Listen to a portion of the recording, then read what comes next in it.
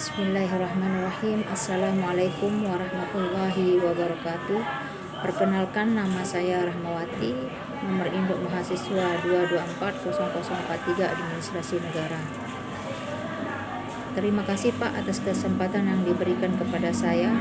Di sini saya akan mempresentasikan terkait dengan sistem hukum. Adapun sistem hukum adalah satu kesatuan hukum yang terdiri dari bagian-bagian yang saling berhubungan satu sama lain, secara fungsional saling tergantung dibatasi suatu lingkungan.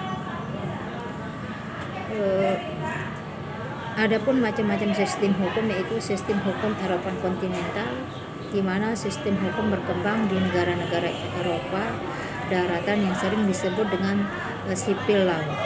Kemudian berlaku di Kekaisaran Romawi pada masa pemerintahan Kekaisaran Yustianus abad 6 sebelum Masehi. Adapun kumpulan peraturannya disebut dengan Corpus Juris Civilis dan dijadikan dasar-dasar perumusan oleh negara-negara Jerman, Belanda, Prancis, Italia, Amerika Latin, Asia, dan Indonesia.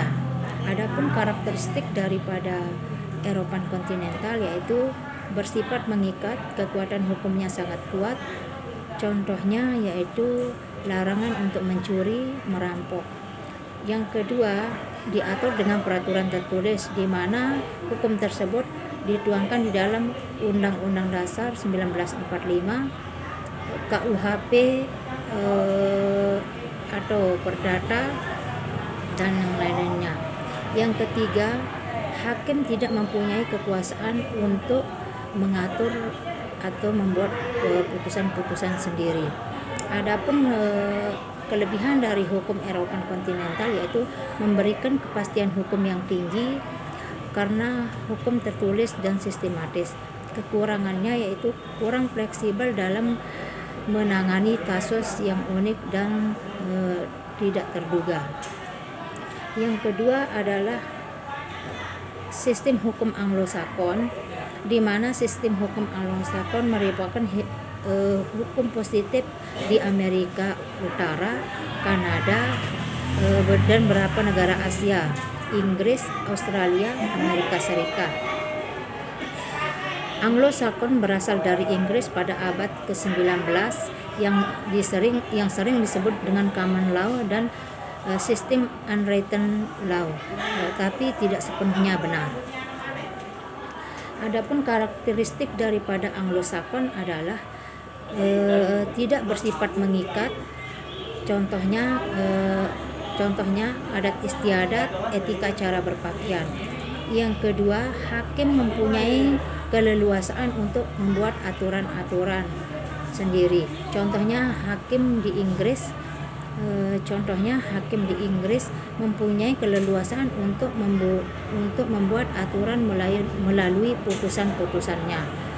Yang ketiga, hukum baru menjadi pegangan bagi hakim lain untuk memutuskan perkara lainnya. Yang ketiga adalah sistem hukum adat, di mana sistem hukum adat adalah kebiasaan adat istiadat masyarakat, contohnya tradisi kawin culik, selamatan, kematian, dan lain-lain. Sistem hukum adat hanya dalam kehidupan sosial di Indonesia. Istilahnya berasal dari bahasa Belanda yaitu adatrecht oleh Snot Handrecht. Bersumber pada peraturan-peraturan hukum tidak tertulis,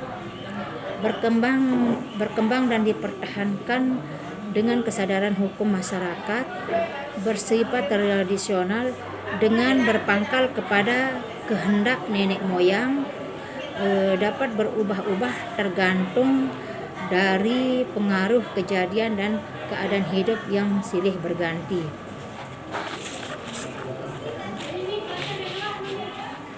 Pemuka adat berperan melaksanakan sistem hukum adat. Pengaruhnya besar, pemimpin yang disegani menjaga keutuhan hidup sejahtera. Yang keempat adalah sistem hukum Islam, di mana hukum Islam dianut oleh masyarakat Arab, berkembang di Asia, Afrika, Eropa, Amerika secara individu atau kelompok. Adapun sumber hukum Islam adalah Quran, Al-Quran, Sunnah Nabi, ijma ulama, qiyas. Contohnya yaitu perintah untuk melaksanakan sholat, perintah untuk melaksanakan puasa, menunaikan zakat, haji, dan lain-lainnya.